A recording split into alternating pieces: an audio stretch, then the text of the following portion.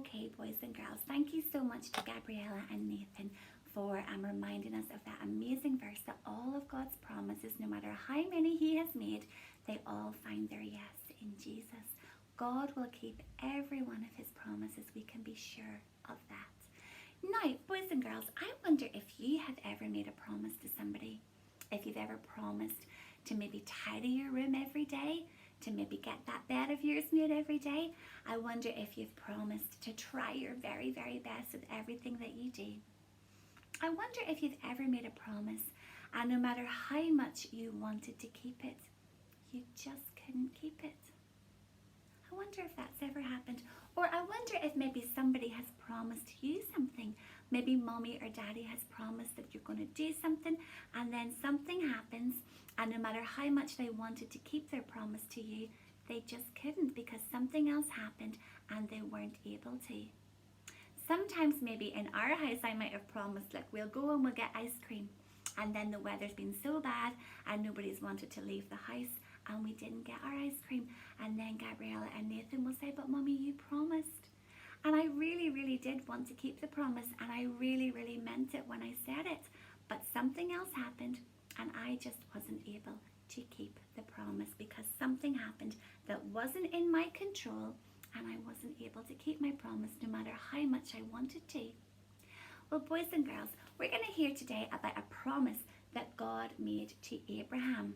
And maybe to Abraham and his wife Sarah, it seemed like a huge promise that God wouldn't be able to keep.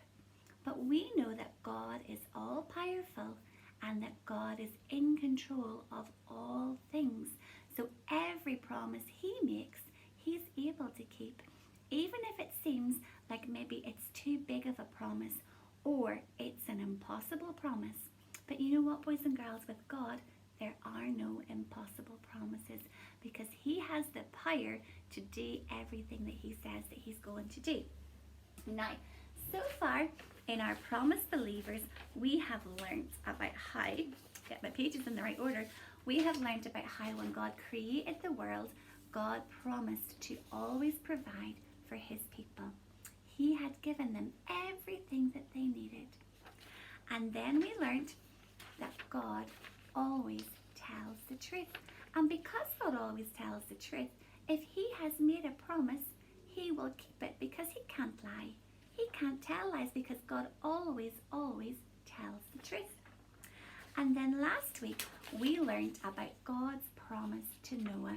We learned about how Noah had to obey God even when it seemed a wee bit strange, and even when God had asked him to do something that maybe Noah didn't really understand. Noah trusted God to do what He said He was going to do. And then at the end of our story last week, we learned about the special promise that God made when He put the rainbow in the sky and He promised that never again would He destroy the earth with a flood. We're thinking today about God's promise to Abraham. And in God's promise to Abraham, there were 3 parts.